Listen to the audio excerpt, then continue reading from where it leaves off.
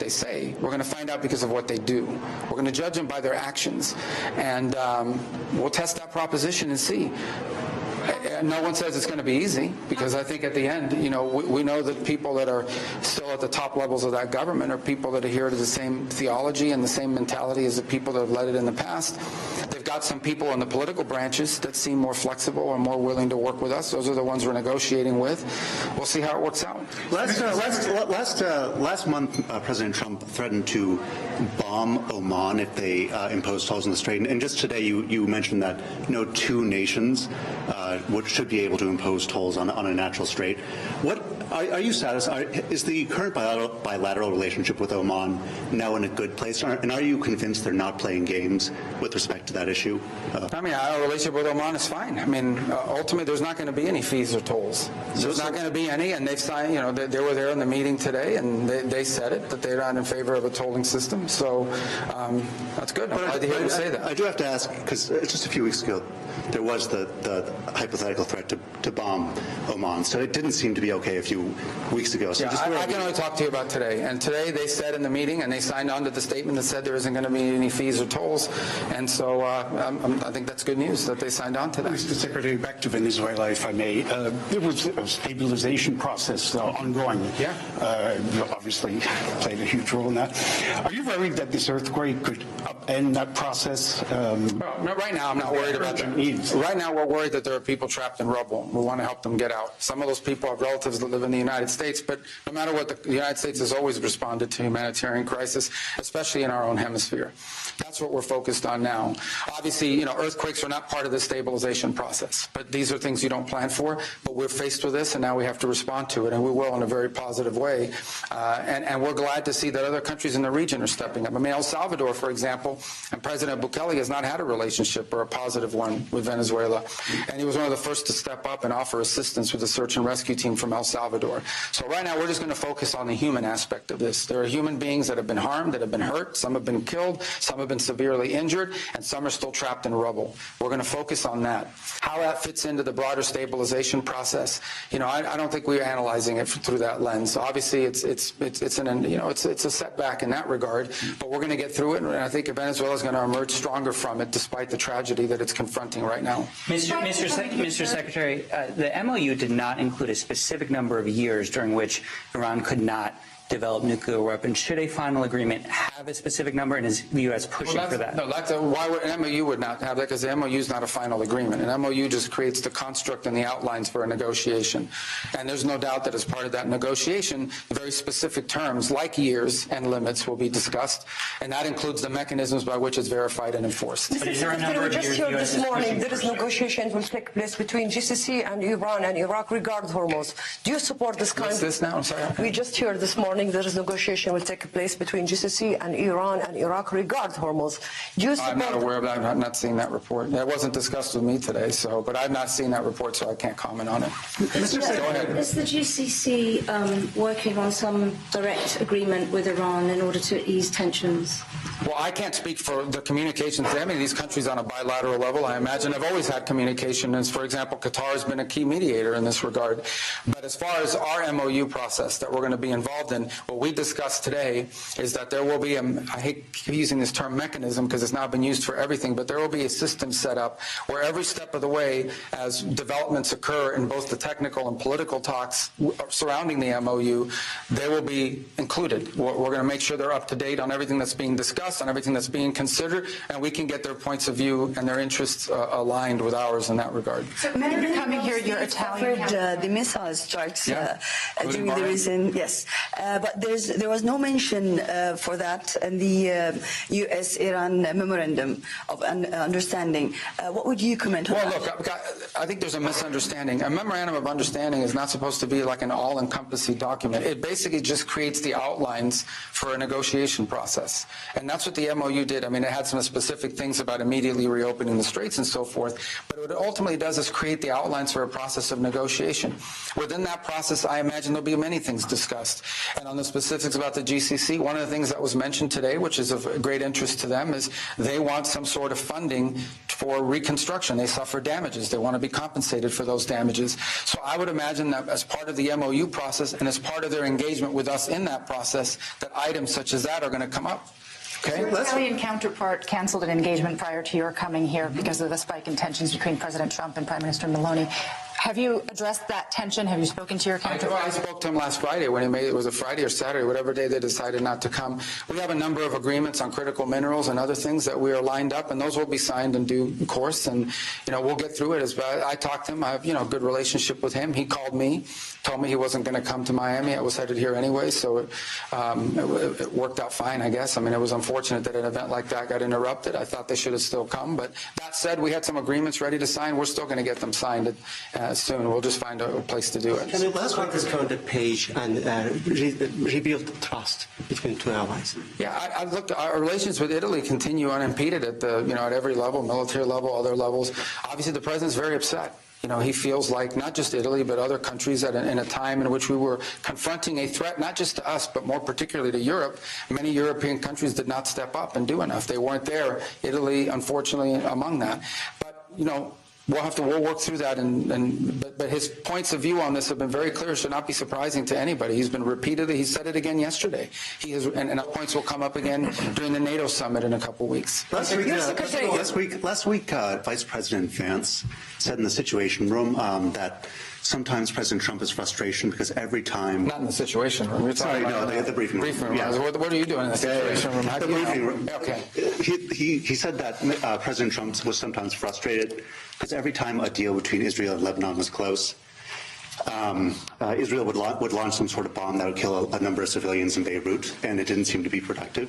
A lot of Republicans thought that those comments were inappropriate in Congress. What do you think of those comments? So one of the things that was happening, we actually have been able to do this. Last Friday, we restarted this monitoring mechanism that had gone dormant for a while. And what it does is CENTCOM is now sitting not just with the Israeli military command, but the Lebanese command. And anytime an incident happens, we're not taking anybody else's word for it. We can see the incident, and we can quantify what actually happened.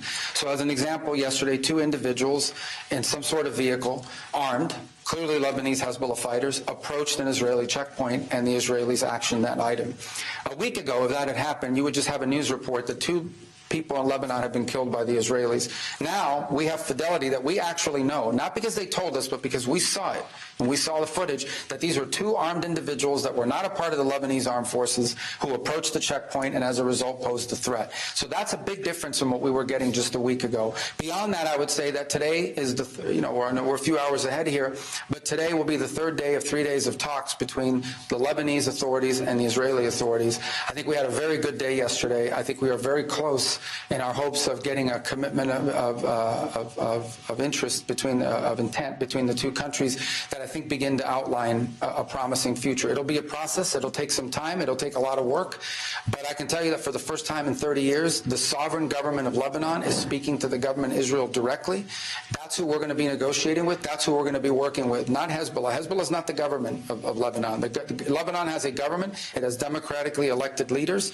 They have the sovereign right to speak and defend the interests of the Lebanese people. And what we want for Lebanon is a peaceful future. That's what everyone wants here. And frankly, I think we're going to have a very positive commitment of interest, whether it's of intent, whether it's today or in the days to come. We're working very hard at that. Hopefully today will be a day that can build on some of the things we were able to make progress on yesterday. Did you agree with the Vice President's sentiment? No, I already told you the process that we're doing right now, and that is we're going to know what's actually happening. And we're going to be able to make an honest assessment as to what's happening and what isn't happening. Unfortunately, over the last few weeks, there's just been the fog of not knowing exactly who struck what and where and why.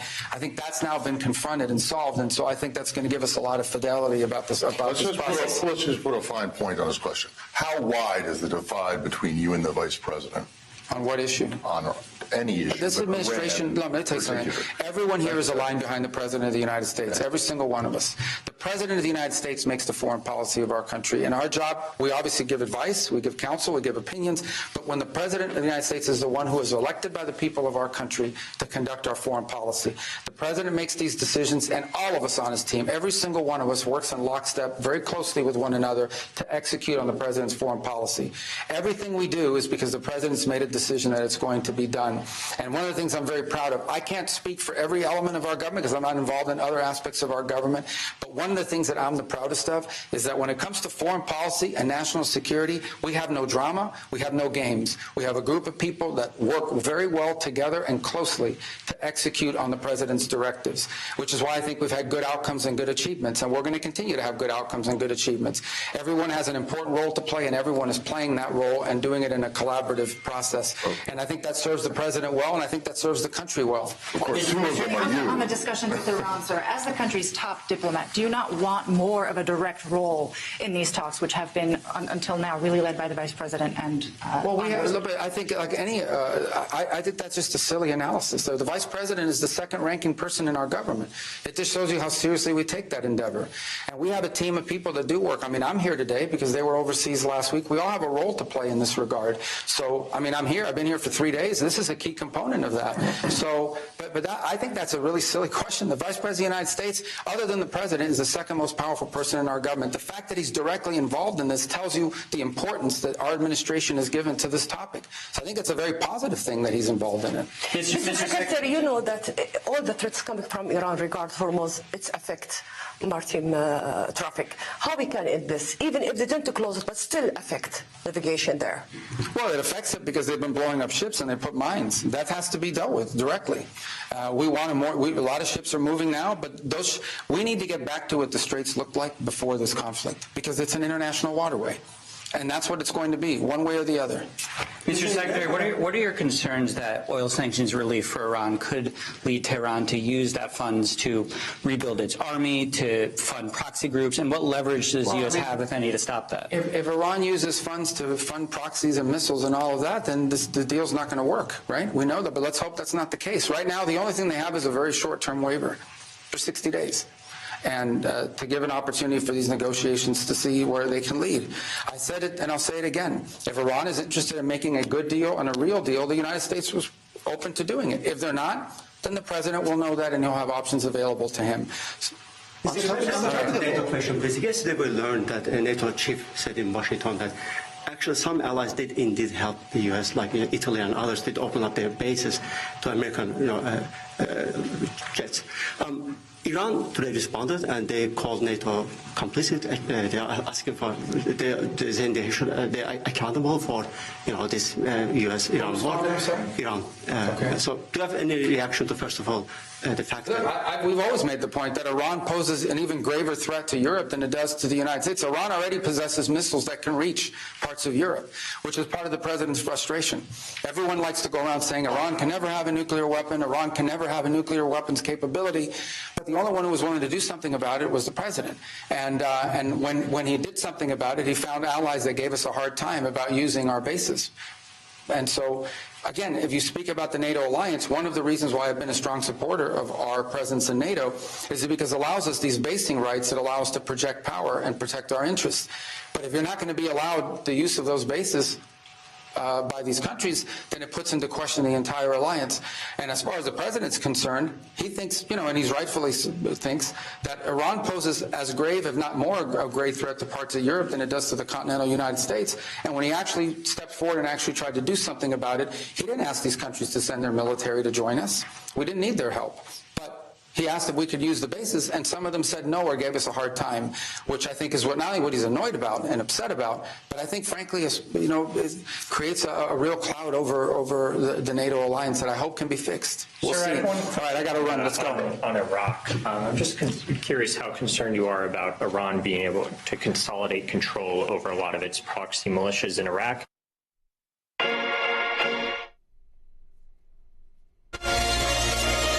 In Iraq. That said, they have a new prime minister. He's forming a government. We have good signals coming from him. He'll be visiting. अमरीकी वज़ीर ख़ारजा Marco Rubio की Bahrain में media से गुफ्तगू। खलीजी ममालिक के वज़राए ख़ारजा से मुलाकात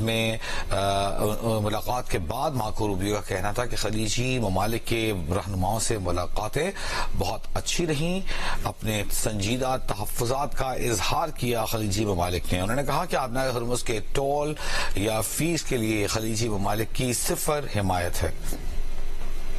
And bringing the parties together and bringing that war to an end. That's what the president's tried to do now for a year and a half. But there was no agreement in Alaska. There was a proposal made in Alaska, but it was never an agreement. Russia or by the U.S.? No, it's the same thing you've seen publicly reported, right? I mean, Russia wants the entirety of Donetsk to be turned over to them, among some other things that they raised.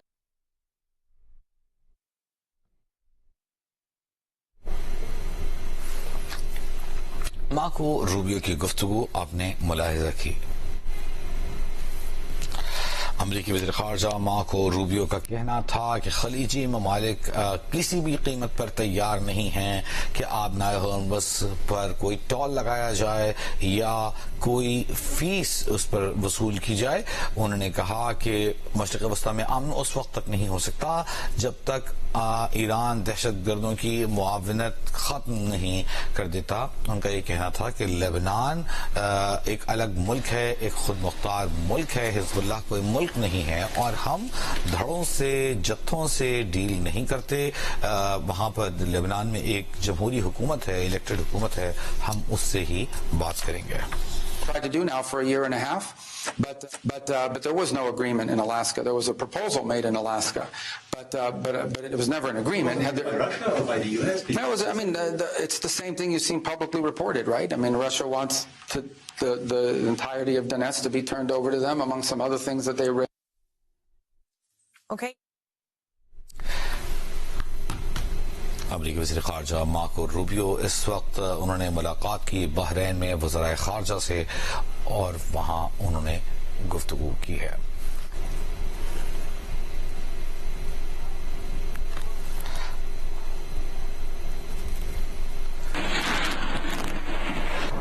आज ही आज़ाद कश्मीर इस वक्त गुफ्तगू कर रहे हैं मुज़फ़्फ़राबाद में, वो आपको दिखाते हैं।